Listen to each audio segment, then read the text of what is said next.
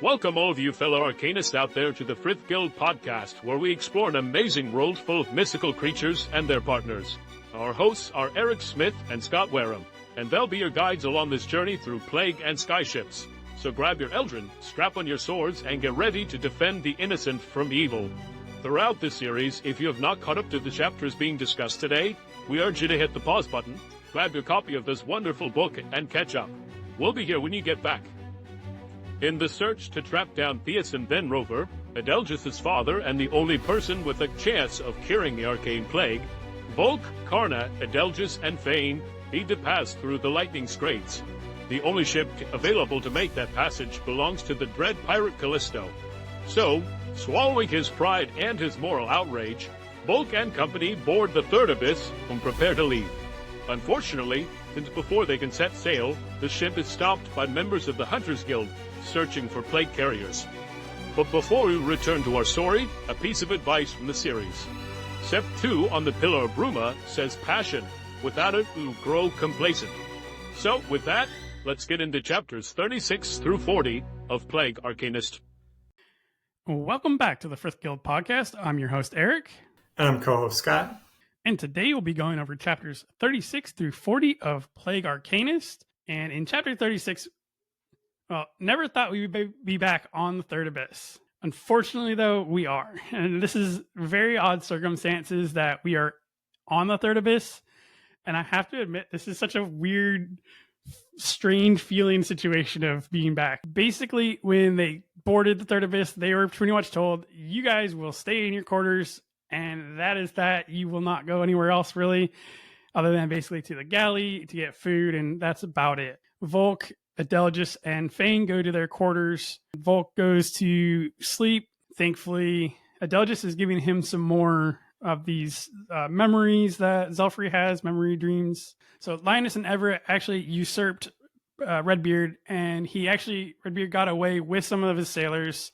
So unfortunately, just through those fingers, but they'll have to keep working on a plan to figure out how to take care of that. Linus has finally decided on a new name, and he has decided that he will be called Calisto. Later on, we'll go over the meaning of the name, but we also hear that Everette has the nickname himself, and he is called the Faceless. And just say, like, that's a pretty badass pirate name, the Faceless. It's spooky. You know, it's got a lot of history behind it. It just sounds daunting. And knowing Zelfrey the way that we do already, you know that there's that soft side on him, and I enjoy this nickname, and I can understand why he hasn't continued with it, but we do see the slow progression of Calisto going into how we know him today, and this is kind of that precursor.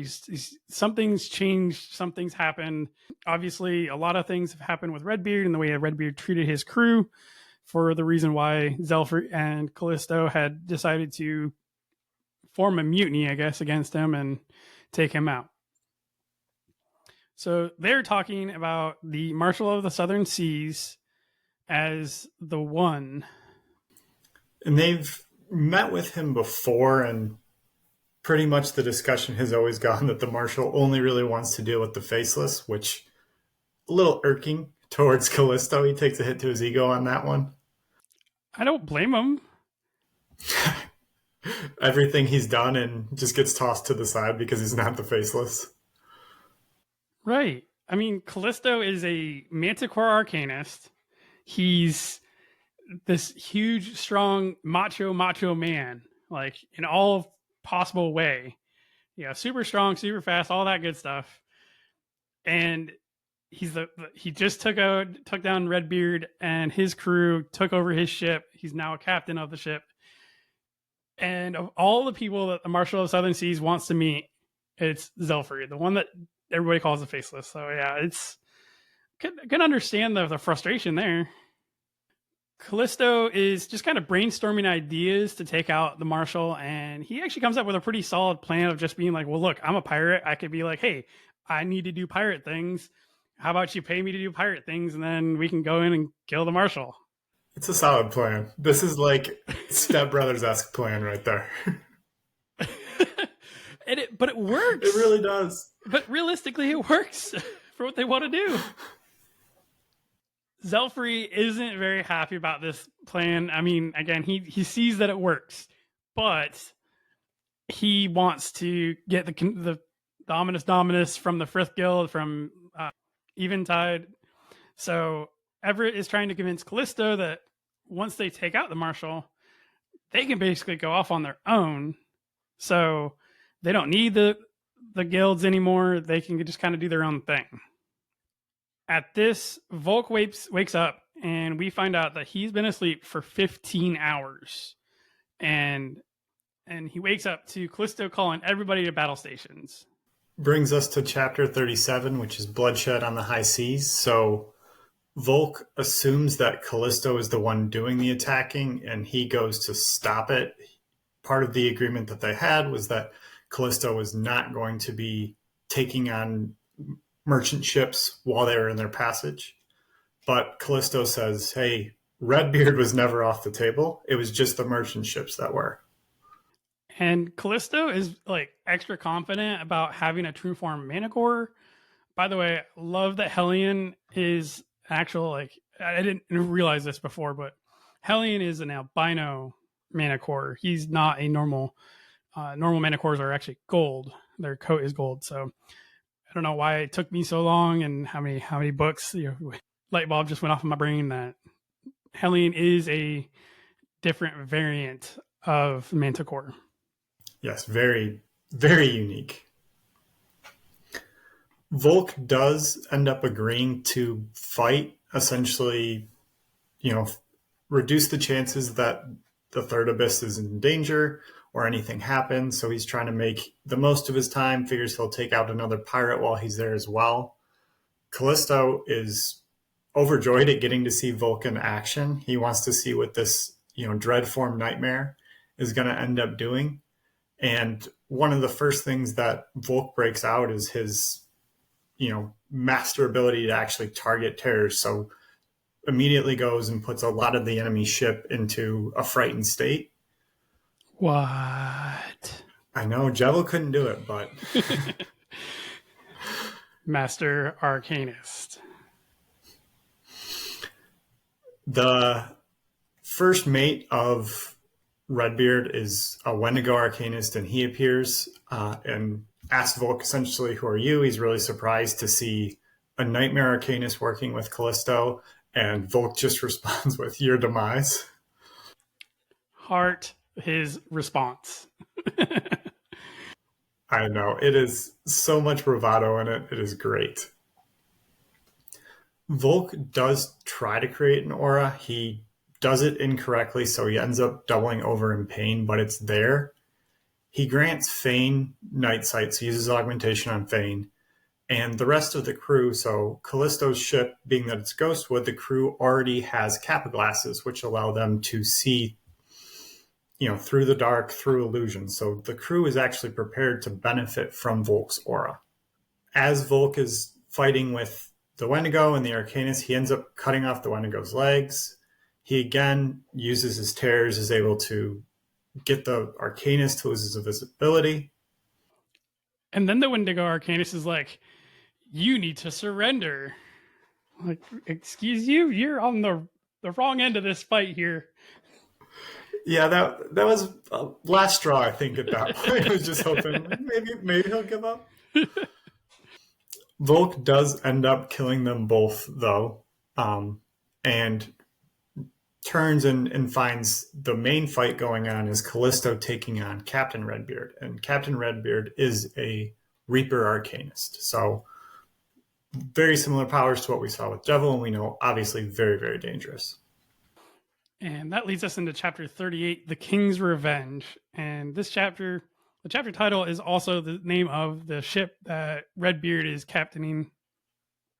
All right. And in this corner, we have the true form Manticore Arcanist Callisto versus the Reaper Arcanist Captain Redbeard. So Callisto has to have like level 8 willpower to withstand the tears, because that's the first thing that Redbeard does, come out with tears, and Callisto does, he struggles with it, but he breaks it fairly quickly, a lot faster than anybody else. And Volke's just standing there like, eh. Volk's immune, but Callisto, it wouldn't surprise me if he had some sort of trinket or other goodie hidden on his person that helps him. That's a very good point, yeah. So Callisto should have actually asked Volk to use his Pokedex to come up with a battle strategy against the Reaper, because I don't think Callisto was prepared to go against the Reaper.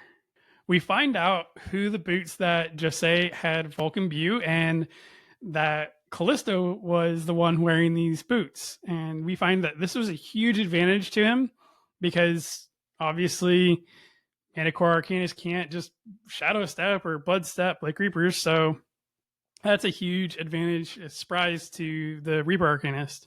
Now, as they're battling, Callisto ends up being able to like physically separate the Reaper from the Arcanist.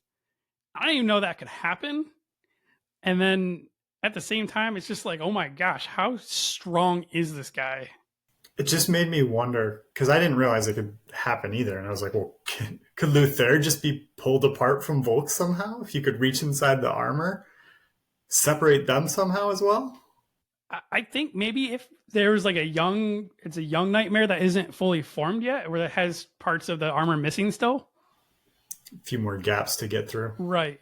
But I think once it's a full suit of armor, I don't think there's anything that could get through that without the Nightmare letting it, basically. Yeah, it's tough, but major props to Callisto for his muscles. So Callisto just completely obliterates Redbeard, and then he orders the rest of the crew to be just thrown to the waves. This is one of those moments where I think Volk is definitely not okay with. Granted, he just murked over half of Redbeard's crew. Like, just straight, I don't even know how to like compare it. He basically went Mulan on Redbeard's crew. Like, there's nobody else to compare it to. There really isn't. It's video game-esque. Right. Like Dynasty Warriors level. That's what I thought of as well. Let me kill 1,000 people on my own. Right. And so we see the newer pirate from Callisto's ship coming out, and he's demanding his payment. And part of his payment was for mystical creature parts. And Callisto asks, hey, where did the Wendigo go? And Volk's like, well, he went down with the ship. It's in the bottom, it's in the ocean now. And he's like, okay, well, what about the ghoul? And they're like, we don't know. So this new Arcanist that Callisto has is like, well, you're just trying to screw me out of my part of the deal. You've had 3 ships now. We've lost so many of these creatures. I want the Reaper. And Callisto's just kind of like, meh, why not? You know what? Go for it.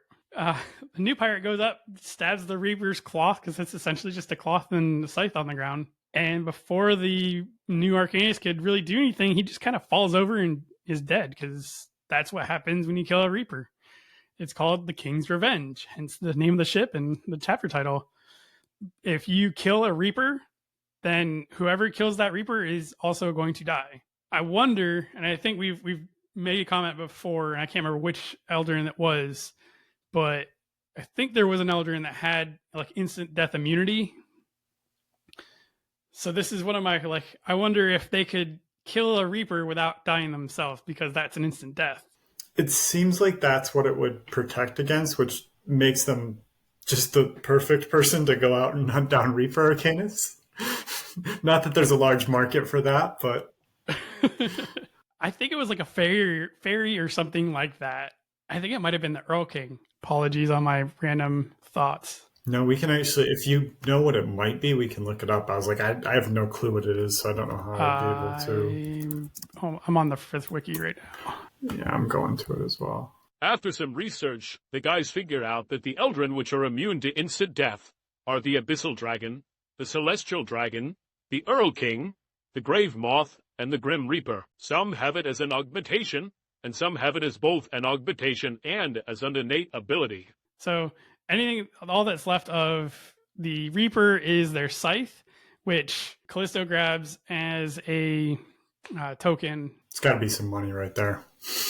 If you can't kill Reapers, it's got to be hard to get their scythe. Right. Well, and especially this Reaper was definitely a lot stronger than what we saw with Jevil, because of the way the blade was a lot shinier, a lot smoother, a lot better looking, because Jevil is a quote unquote master arcanist. Sorry, I'm going to always do that. It's his title. It's his title. When this happened, when he got killed by the King's Revenge, I was like, well, that was stupid of him. It really was. It just has that feeling. So Callisto decreed in order to bring back any mystical creature parts next time to Volk. Like Volk's going to actually listen to Callisto. But Volk also does say that there will not be a next time and that this is not going to happen again. So we'll hope and see. That brings us into chapter 39, Admiration. So Adelgis is reading about the god creatures, and each one is given a specific title. So the Arcanist each had their own special title that they went by. And just to speak to some of the powers, so the World Serpent Arcanist was known as the Warlord and was known for being able to shift and essentially just change terrain.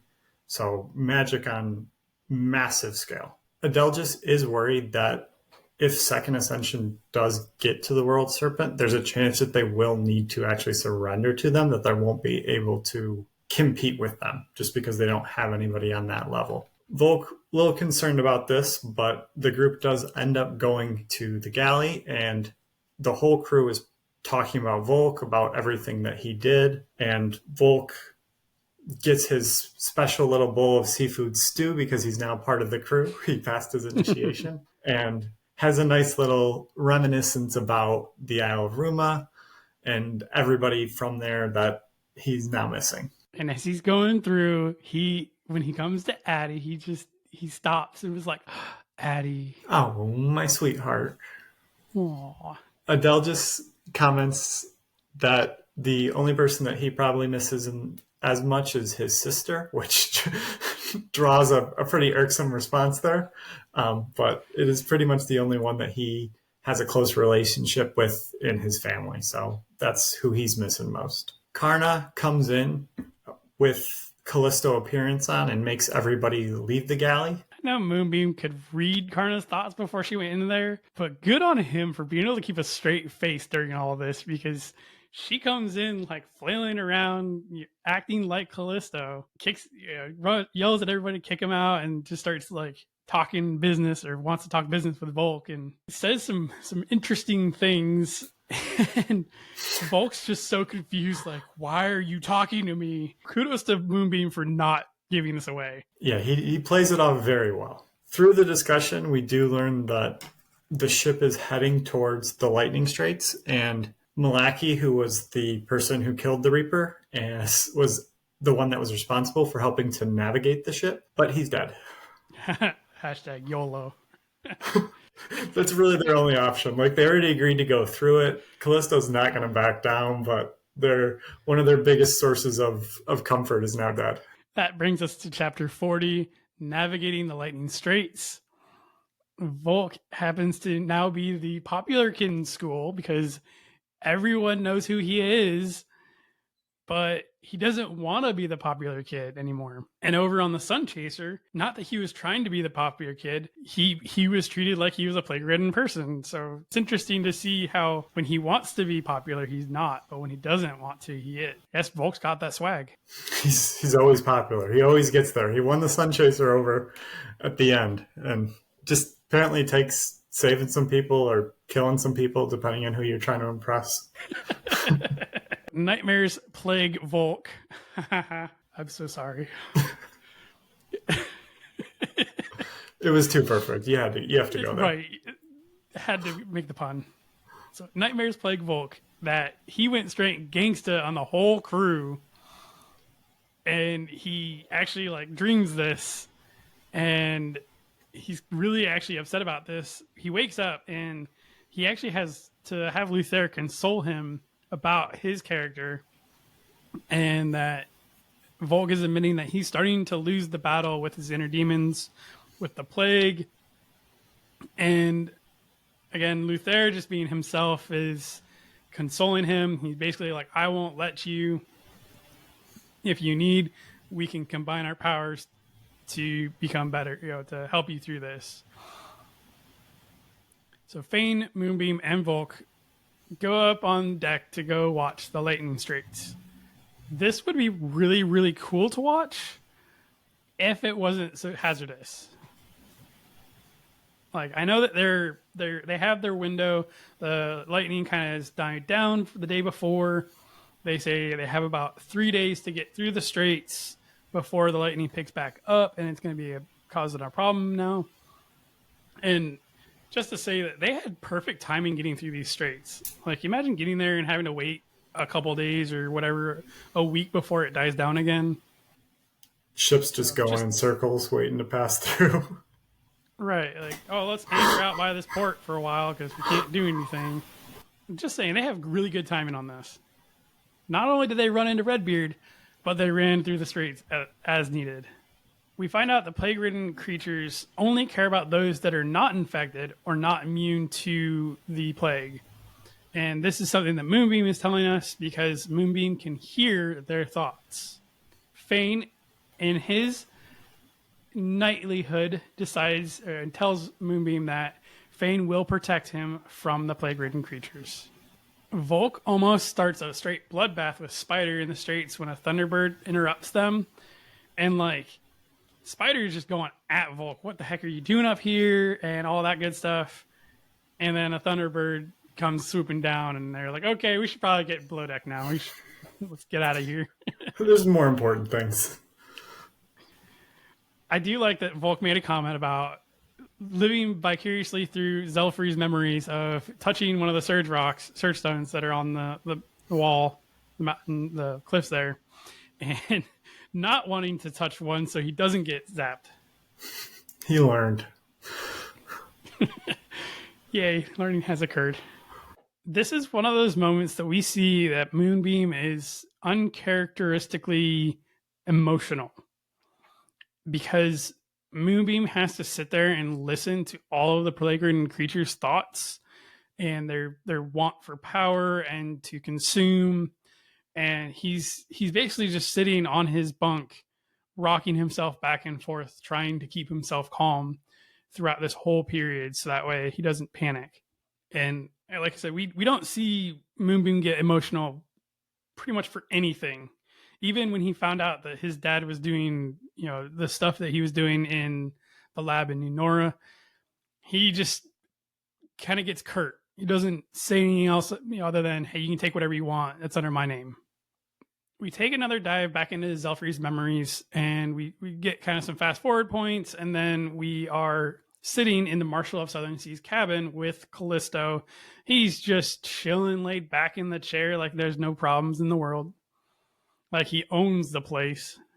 And again, Callisto is sounding really jealous that everyone just wants to meet the Faceless. They don't care about Callisto and what he's done. And as they're waiting for the Marshal of the Southern Seas to come in, they start talking about past lovers. Start talking about past lovers. Zelfri makes a comment about the girl that Callisto is dating. And Callisto's like, yeah, no, she's in my brig. She was trying to steal coins. It's a tough life. It's a pirate life for you. Can't trust anybody these days. Right. Can't even trust your lovers. Well, Zelfri's like, what are you talking about? You can't do that. You can't just throw her in the brig and leave her there. How long has she been there? He's like, man, a couple months. Zelfri's like, when are you going to let her go? And Callisto's like, well, if that was Redbeard, she'd have had fingers cut off, or maybe he just died. He killed her probably. So, in all reality, I'm actually doing pretty good in comparison to Redbeard. She's living the high life right now. Can't you tell? Shoot, like, come on. So, Callisto kind of decides to, agrees to let her go when he gets a chance. Zelfri's like, you really shouldn't be using Redbeard as your moral compass to compare yourself to. You should probably do that with, like, I don't know, maybe morally right people. That would be a good way to compare yourself. So that way you can improve yourself. I feel like Callisto's just like, meh, I'm still doing better than Redbeard, so I don't care. He just wants an excuse. Right. We are told as to why Callisto chose his name, and that his name is chosen after a Death Lord, which is very fitting that he chooses his name to be Callisto, and that as a Death Lord, and that his ship is called the Third Abyss, which is exactly the level in the abyssal hells that Death Lords reign. So I feel like there's a theme connection. So the Marshal of the Southern Seas comes in, and he's got this bandana on. He's got his tricorn hat on. This isn't normal behavior for arcanists, but we're just kind of like, okay, what the hell? We find out that he is a Typhoon Dragon arcanist. Everybody's like, okay, well, like, let's get this going. I want to transport Kieran. And the Marshal's like, Kieran, that's easy. Like, no. I got what you want. You don't want coin. You don't want anything else. You want the true power.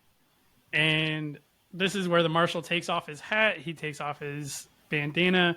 And he's got a glowing red Typhoon Dragon Arcanist mark on his forehead. You learn that it is a dread form Typhoon Dragon. This is also where we find out that the Marshal is not transporting Kieran or any other mystical creature parts. He's actually transporting blood as his job, and that if Zelfrey still really wants to have a Kieran, that his boy, the Audarch, is the leader of the Kieran village, so he can just, like, throw you a bone. So before Zelfrey and Calisto can leave with this blood that they're supposed to be transporting, the Marshal wants to make sure that they're in the cool kids club, and they take their blood first so they can get that power. And Callisto's just like, pop it back. Like, okay. Zelfrey being the smarter one of the two, and I hate to say it like that, but unfortunately this is the case. Zelfrey uses his sleight of hand, kind of like dumps it down his sleeve so that way he can not drink the blood because don't know what's there about. And he's going to bring back the sample to the Frith Guild so that way they can kind of analyze, try to figure out what's going on with this. I think that really just speaks to the difference in their personalities. Callisto is all, screw it, let's just take shots of blood, and Zelfrey's a little more cautious, a little more strategic with his plan. I mean, kudos to Callisto, I guess, sort of, because it doesn't affect him, and he's a Manticore Arcanist, and we know that they're man-eaters, so it totally works out for Callisto in some way, because realistically, Callisto wanted power. He wants to get power, so having a true form Manticore is important to him, and I can only imagine even more hell to pay if there is a dread form Manticore, because why not? Because, I already have enough baddies to deal with as it is. This is where chapter 40 ends, and we will have to pick up chapter 41 next week. All right, and with that concludes today's episode of Plague Arcanist, chapters 36 through 40. We do want to thank everybody for listening, and we want to also remind everybody that Time Marked Warlock is going to be out for ebook and audiobook around August 20th.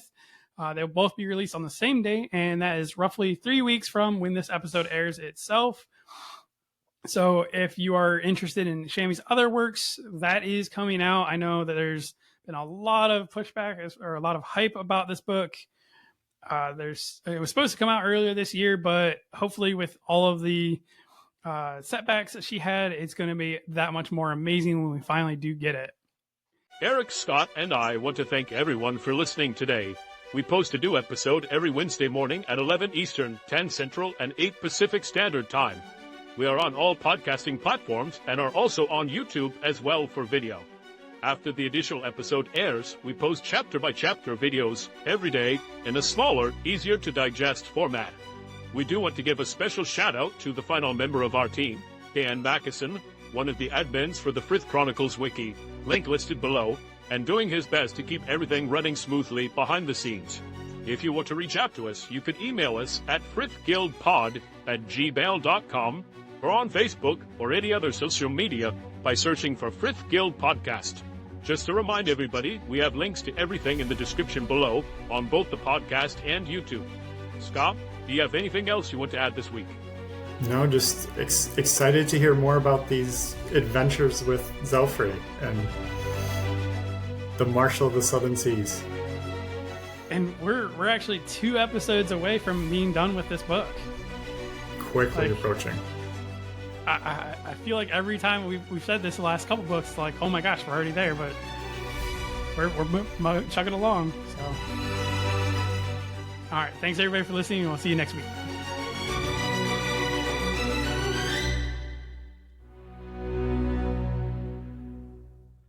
The chapter title is also the name of the ship that Redbeard is captaining. Is a captain of? I don't know if captain. Sorry. I promise I can speak English.